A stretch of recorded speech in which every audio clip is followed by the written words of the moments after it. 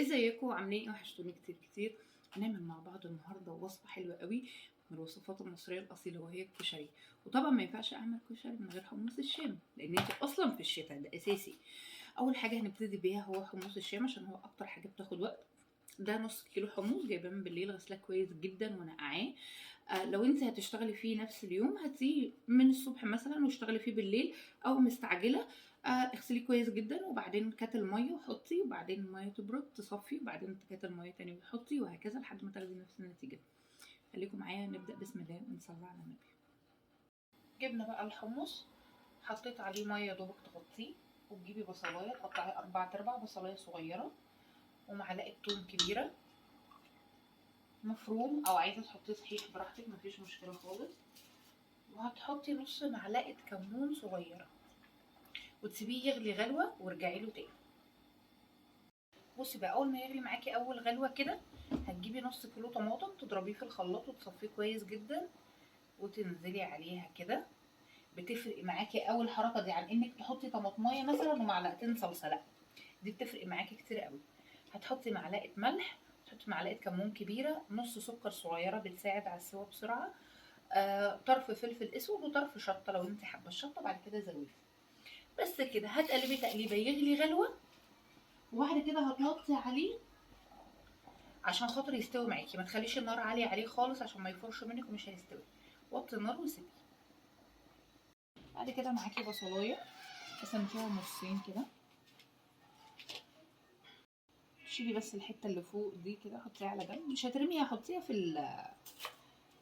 الحمص وتقطعيها. بعد كده تفكفكيهم من بعض كده، ضروري تفكفكيهم من بعض عشان خاطر هنحط دلوقتي معلقتين دقيق، معلقتين نشا عليهم كده، عشان لو انت مش مفكفكاهم من بعض كده الدقيق والنشا هيخليهم يلزقوا في بعض. وتعملي بقى كده اهو. معاكي حله بقى فيها شويه زيت محترمين كده، شويه زيت محترمين يعني، وتجيبي البصل بقى تنخليه مكان الدقيق والنشا عشان ما يكلكعش منك، تنزلي بكميه البصل كلها لحد ما يتحمر معاكي. هو هنا اخد معاكي اللون اهو تمام كده، اللي هو ذهبي غامق سنه، ما تغمقيهوش عن كده عشان ما يمررش معاكي. تمام، نشيله بقى من الزيت ونكمل.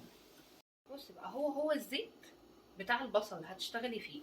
نسيت اقولك، البصل لما بتشيليها المفروض بتحطيها على مناديل وتفرديها، ما تحطهاش على بعضها علشان خاطر ما يطرش معاكي.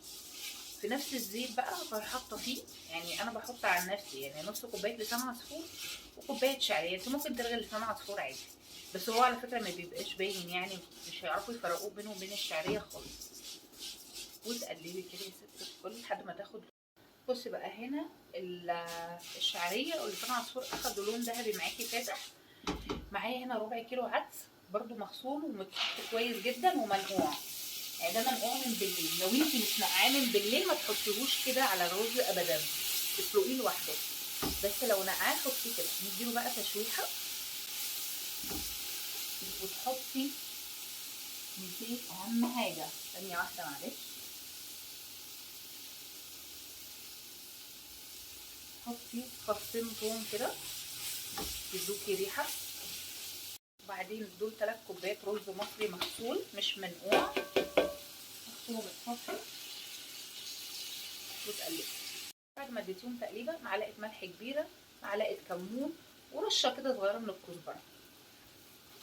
وتقلبي، وبعدين تنزلي بقى بميه سخنه بتغلي. الرز ما ينفعش تحطيله ميه ساقعه، ويا دوبك الميه تغطيه. اول ما تلاقيه غلي وابتدى يتشرب معاكي الفقاعات دي، وطي عليه بقى وسيبيه لحد ما يستوي. تجيبي حله بقى تملي نصها ميه، وتحطي نص معلقه ملح ونص معلقه زيت، وتحطي كده حسب بقى اكلتك، يعني ربع كيلو مكرونه، نص كيلو مكرونه، وحسب يعني عدد الافراد بتاع البيت بتاعك. هتجيبي المكرونه اللي هي الصغنونه دي، وهتجيبي السباكيتي وتقطعي السباكيتي 3 عشان بس ما تبقاش اوفر قوي. بعد كده تجيبي حله فيها معلقتين زيت، تحطي معلقه توم كبيره كده كفايه قوي. اول ما تاخد لون معاكي كده تنزلي بمعلقه خل صغيره. بعد كده تنزلي بقى بكيلو طماطم، او على حسب انت عايزه، يعني نص كيلو، بس هو كيلو يعني افضل حاجه. بعد كده هتحطي بقى عليها معلقه ملح كبيره، نص معلقه كزبره، معلقه كمون كبيره، نص سكر عشان الحموضه، والمكون بقى اللي هيخليها لك زي بتاع بره بالظبط ربع معلقه جوز الطيب او بشره جوز الطيب، بتفرق معاكي قوي في صلصه الكشري. تغلي بقى معاكي، وبعدين اول ما تتقل خلاص كده تغلي معاكي، هي خلاص كده تمام، 5 دقايق وتطفي عليها، خلاص الاكل خلص معاكي. حطيتي نقطه زيت في الحله، حطي المكرونه، رشه فلفل اسود، رشه ملح صغيره، ولو عندك فص ثوم حطي وقلبيها وخلاص كده. الزيت بس عشان خاطر المكرونه ما تلزقش في بعضها بعد كده، يعني لو سبتيها لحد بكره عادي مش هتلاقيها فيها اي حاجه. وهنا بقى كنا وصلنا للمرحله النهائيه. بصي اقسم بالله شويه كشري، يعني انا يعني مش عايزه اقلب لك بس المنظر عشان ما يبقاش مش لطيف، بس انا بوريكي بصي الرز والحاجه ما شاء الله زي الفل، حلوه قوي. الصلصه معاكي، بصي حمص بقى، انت مش عايزه حاجه تانية من الحاجه، انت عايزه شويه حمص بس كده ونص ليمونه، شغل فاخر من الاخر.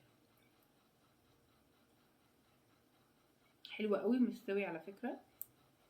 بصي سوري يعني، وصفه حلوه وسهله، مش هقولك مش مكلفه عشان هي بقت مكلفه قوي، بس هي حلوه قوي شتويه قوي وهتعجبك.